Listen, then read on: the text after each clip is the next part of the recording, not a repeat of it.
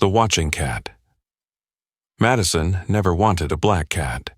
She'd always been slightly superstitious, but when she found the creature sitting on her doorstep that rainy October evening, something in its golden eyes made her pause. It was skinny, but its coat was sleek and well kept. No collar. As she reached down to pet it, it didn't move, just stared at her with those unblinking eyes.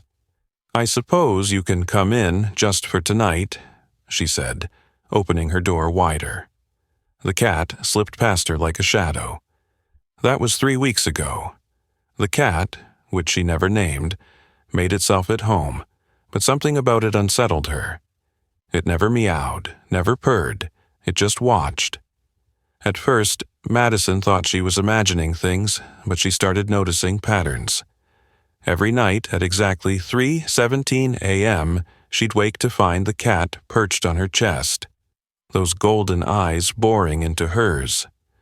When she tried to move it, it would simply relocate to her dresser, maintaining its vigil until sunrise. Then the dreams began. She was walking through an endless corridor lined with mirrors, but in each reflection, she saw the cat where her own image should be. The dreams always ended the same way, with the cat's mouth opening wider and wider, revealing row upon row of human-like teeth. One morning, Madison noticed her family photos on the wall looked different.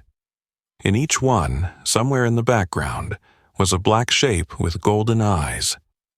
Even in photos from her childhood, decades before she'd met the cat. Last night, she finally snapped. She locked the cat in the bathroom and called her sister to come pick her up. As she waited, she heard a sound from behind the bathroom door. Not a meow, but a laugh. A human laugh. When her sister arrived 20 minutes later, the bathroom was empty. The window was still closed and locked. The cat was gone, but on the mirror, written in what looked like claw marks, was a message. "See you in 3 weeks, Madison." Just like always. Madison's sister found her standing in the bathroom, staring at a perfectly clean mirror. When asked what was wrong, Madison just shook her head. She couldn't tell her sister that she suddenly remembered. This wasn't the first black cat that had shown up on her doorstep. This happened every few years, though she could never remember the previous visits until they ended. That night, as Madison lay in her sister's guest room, she heard a familiar scratch at the window. A pair of golden eyes stared back at her from the darkness.